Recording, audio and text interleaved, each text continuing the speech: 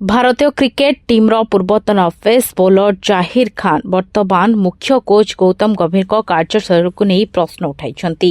ଖେଳାଳିଙ୍କୁ ବାରମ୍ବାର ଅଦଳବଦଳ କରିବା ମନରେ ଅସ୍ଥିରତା ସୃଷ୍ଟି କରେ। ଟିମ୍ ଭିତରେ ସ୍ଥିରତା ରହିବା ଉଚିତ। କେଏଲ୍ ରାହୁଲଙ୍କ ବଦଳରେ ଅକ୍ଷର ପଟେଲଙ୍କୁ କଟକ ଦିନିକିଆରେ ଆଗ ବ୍ୟାଟିଂ କରିବା ପାଇଁ ପଠାଇବା ନେଇ ବିବାଦ ସୃଷ୍ଟି ହେଉଛି। ଅନେକ ପୂର୍ବତନ ଖେଳାଳି ଏନେଇ ଅସନ୍ତୋଷ ବ୍ୟକ୍ତ କରିଛନ୍ତି। ଦୁଇ ଓପନରଙ୍କ ବ୍ୟତୀତ ଅନ୍ୟ ବ୍ୟାଟିଂ କ୍ରମରେ ବାରମ୍ବାର ପରିବର୍ତ୍ତନ କରାଯିବା ଗ୍ରହଣୀୟ ନୁହେଁ ବୋଲି ସେମାନେ କହିଛନ୍ତି।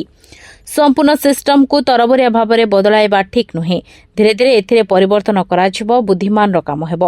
ରାହୁଲ ଦ୍ରାବିଡ କୋଚିଂ ଏବଂ ଗମ୍ଭୀରଙ୍କ ଶୈଳୀରେ ଆକାଶ ପାତାଳ ଫରକ ରହୁଛି। ଖେଳାଳିମାନଙ୍କୁ ଅନୁଧ୍ୟାନ କରିବା ପରେ ସେମାନଙ୍କୁ ତୁମ ଶୈଳୀରେ ସାମିଲ କରିବା ଉଚିତ। ତେବେ ଏହା ସତ୍ତ୍ୱେ ଭାରତ ଭଲ ପ୍ରଦର୍ଶନ କରୁଥିବାରୁ ଜାହିର ଅଭିନନ୍ଦନ ଜଣାଇଛନ୍ତି। 3 ମ୍ୟାଚ୍ ବିଶିଷ୍ଟ ସିରିଜ୍ରେ ଭାରତ 2-0 ଅଗ୍ରଣୀ ରହି ଆଗୁଆ ସିରିଜ୍ ଜିତି ନେଇଛି।